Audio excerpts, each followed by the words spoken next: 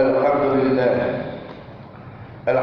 الذي أنزل به القرآن هدى للناس وبينات من الهدى والفرقان أشهد أن لا إله إلا الله وحده لا شريك له وأشهد أن محمدا عبده ورسوله اللهم صل وسلم وبارك على عبدك ورسولك محمد خاتم الأنبياء والمرسلين وعلى آله وأصحابه أجمعين أما بعد فيا أيها الناس اتقوا الله حق تقاته ولا تموتن إلا وأنتم مسلمون قال الله تعالى في القرآن الكريم وهو أصدق القائلين أعوذ بالله من الشيطان الرجيم بسم الله الرحمن الرحيم الذين إذا أصابتهم مصيبة قالوا إنا لله وإنا إليه راجعون وقال أيضا إنا أعطيناك الكوثر فصل لربك وانحر إن شانئك هو الأبتر صدق الله العظيم وصدق رسوله النبي الحبيب الكريم ونحن على ذلك من الشاهدين والشاكرين والحمد لله رب العالمين. Ma'asyiral muslimin sedang Jumat rahimakumullah. Marilah kita panjatkan puji dan syukur kita kepada Allah Subhanahu wa taala.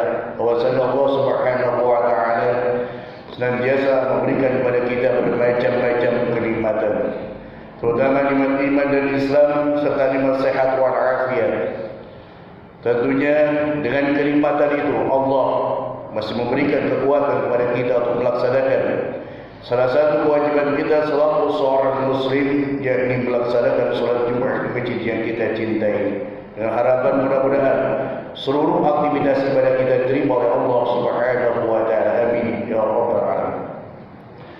Dan juga tidak lupa salawat serta salam semoga tetap tercurah keharibaan junjungan kita, dialah baginda kita Nabi besar Muhammad sallallahu alaihi wasallam, dan juga tidak lupa kepada para keluarga dan para sahabat-sahabatnya, termasuk kita selaku umatnya mendapat syafaatul uzma di yaumil qiyamah. Amin ya rabbal alamin.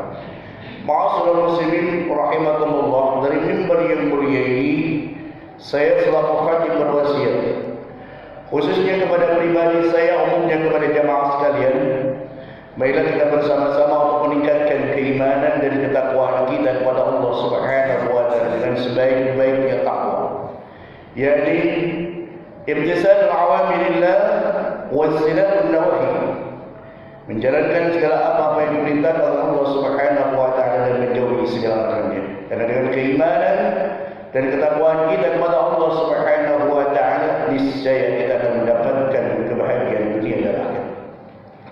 Ma'asyiral muslimin rahimakumullah yang dimuliakan oleh Allah Subhanahu wa taala, salah satu bentuk kasih sayang Allah yang diberikan kepada hamba-Nya, karena Allah ingin dekat kepada hamba-Nya, di antaranya melalui ujian. Dengan adanya ujian yang Allah berikan kepada hamba-Nya, itu menandakan bahwa Allah sayang kepada kita. Ketika Allah sayang kepada kita, tapi tentunya manusia ketika diuji oleh Allah Subhanahu wa taala, banyak tanggapan manusia. Ada yang manusia tentunya ketika Allah memberikan ujian kepada kita, yang ada keluar dari mulutnya alladzina idza asabatkum musibah qalu inna lillahi wa inna ilaihi raji'un. Tatkala Allah memberikan musibah yang merupakan bagian ujian bagi orang-orang yang beriman, bagi hamba Allah, maka hanya keluar dari mulutnya adalah inna lillahi wa inna ilaihi raji'un. Semua itu berasal dari Allah, dan mari kita kembalikan kepada Allah Subhanahu wa taala. Maka bagi orang beriman, wa basyiris sabirin, maka dia hadapi ujian itu dengan kabar gembira, dengan kesabaran. Mengapa sabar? Orang yang diuji oleh Allah Subhanahu wa taala yang tentunya dia lakukan dengan kesabaran, karena para nabi, para rasul terdahulu penuh dengan ujian. Nabi Muhammad, apalagi nabi-nabi yang lain dengan diuji sampaikan dia habis badannya, kita tidak apa-apa ya. Tapi kalau dia dihadapi dengan ujian dan kesabaran, maka dengan ujian itu akan menghancurkan, merontokkan seluruh daripada dosa-dosa kita. Jadi tatkala Allah memberikan ujian kepada kita, hadapi dengan kesabaran, maka insya Allah dosa-dosa kita akan diampuni oleh Allah Subhanahu wa ta'ala. Mengapa Allah menguji dengan kita? Mungkin karena kita banyak dosa. Karena ketika Allah Subhanahu wa ta'ala memberikan ujian bagi orang-orang beriman, bagi orang-orang yang tidak beriman adalah azab. Kenapa? Karena yakfuruna bi ayatillah. Yang pertama karena manusia kufur kepada Allah Subhanahu wa ta'ala, jauh dari rahmat Allah, sudah berpaling dari Allah Subhanahu wa ta'ala, maka Allah ingatkan bentuk kasih sayang dengan ujian.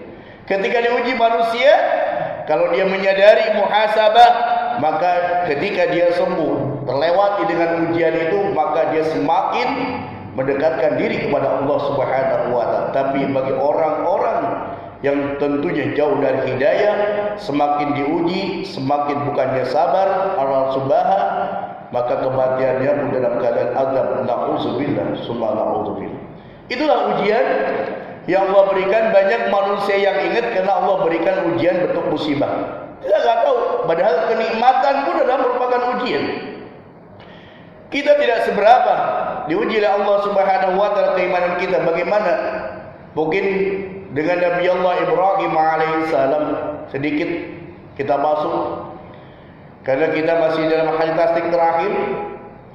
Nabi Allah Ibrahim alaihissalam dia mendapat gelar Khalilullah, orang yang sangat dicintai Allah, kekasih Allah. Sehingga dengan gelarnya Khalilullah ini menjadi kecemburuan dari para iblis. Sehingga betulkah Nabi Ibrahim alaihissalam menjadi kekasih Allah? Betulkah Nabi Ibrahim betul-betul imannya kepada Allah? Maka diuji oleh para iblis. Apa ujiannya? Karena dengan kedermawanan Nabi Allah Ibrahim alaihissalam, hartanya semuanya berikan untuk Allah. Yang terakhir dia uji, coba anak satu-satunya.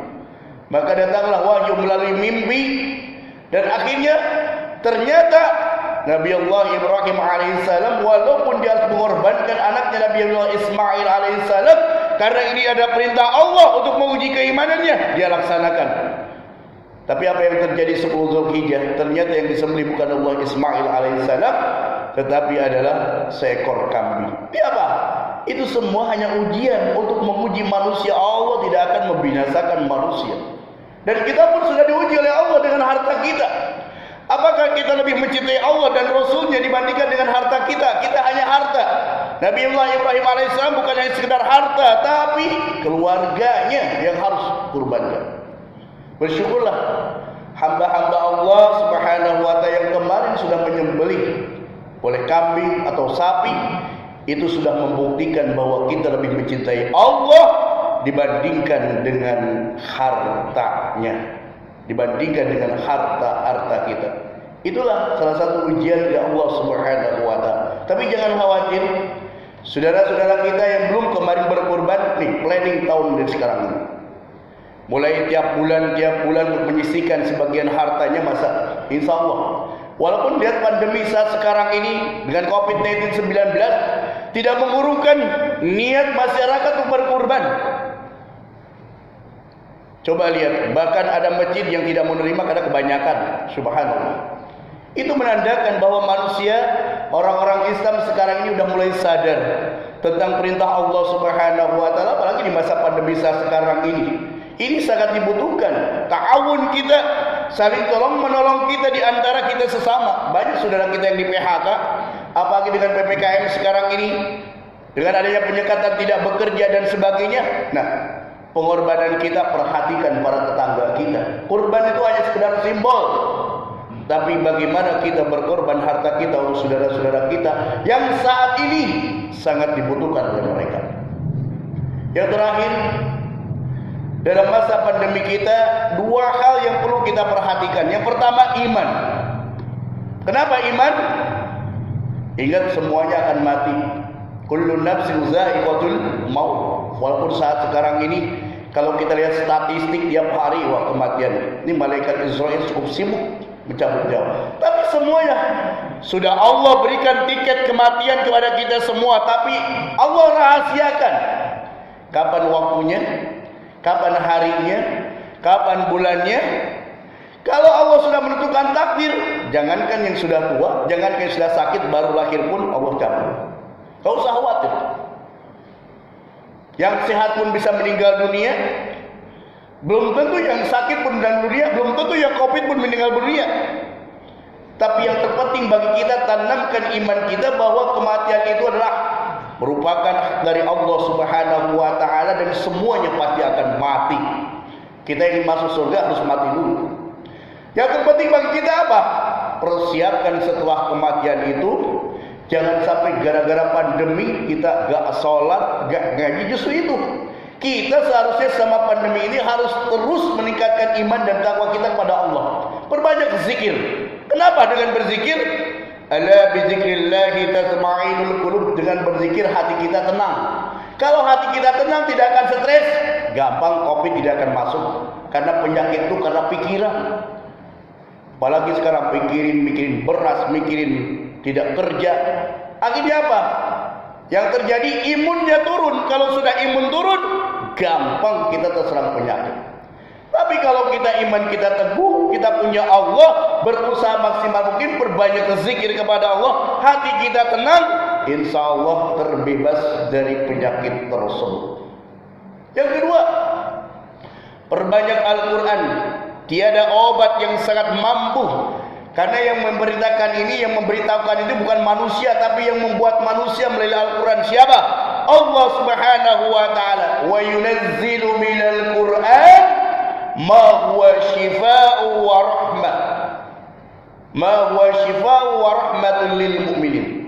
Allah menurunkan Al-Quran selain sebagai hudan petunjuk, selain sebagai dusturul muslimin, undang-undang dasar bagi orang-orang mukmin, tapi sebagai syifa'ul linnas, sebagai obat penawar bagi manusia, dan sebagai rahmat bagi orang-orang yang beriman. Jangan sampai minimal one day one juz, minimal kita sehari sejud gak bisa, ya satu ayat gak bisa, masa sama sekali. Perbanyak berzikir. Walaupun Allah mencabut nyawa kita, tapi dalam keadaan kita berzikrullah, dalam keadaan kita berzikir kepada Allah, dalam keadaan kita membaca Al-Quran, insya Allah husnul khotimah. Kau usah takut, semuanya pasti mati, akan kebagian kapan waktunya. Tapi mati dalam keadaan husnul khotimah, itulah mati yang kita dambakan. Makanya jangan tetap kita perbanyak berwudu, perbanyak baca Al-Quran, perbanyak zikir, insya Allah ketenangan. Kalau hati kita tenang, imun kita tinggi, penyakit tidak akan masuk dalam diri kita. Karena semuanya itu adalah Allah yang mengatur. Mintalah kepada Allah Subhanahu wa ta'ala, perbanyak berdoa. Rakyat labora, berdoa sambil bekerja. Selain kita berdoa kepada Allah, Allah memerintahkan kita ikhtiar. Makanya ada prokes, protokol kesehatan. Walaupun ada vaksin, biarlah kita ikuti. Siapa yang bertanggung jawab, biarlah mereka nanti bertanggung jawab di dalam. Itu urusan kullukum ra'im wa kullukum mas'ulun an ra'iyatihi. Setiap kamu pemimpin dan setiap pemimpin akan dimintai pertanggungjawaban di hadapan Allah Subhanahu wa ta'ala. Selagi tidak melanggar syariat, ya ikuti. Itulah bagian ikhtiar kita. Insya Allah dengan kita berikhtiar, Allah akan memberikan jalan. Dan mudah-mudahan keluarga kita, anak-anak kita terlindungi dari berbagai macam penyakit. Insya Allah dengan kita mendekatkan diri kepada Allah, Allah lindungi kita semua. Amin ya rabbal alamin. A'udzubillahi minasyaitonir rajim. Bismillahirrahmanirrahim. Wal 'asri innal insana lafi khusr illa alladziina aamanu wa 'amilus shalihati wa tawassaw bil haqq wa tawassaw bis sabr. Barakallahu li wa lakum bil Qur'anil 'azim wa nafa'ani wa iyyakum bima fihi min ayati wa dzikril hakim. Aqulu hadza wa astaghfiruh innahu huwal ghafurur rahim.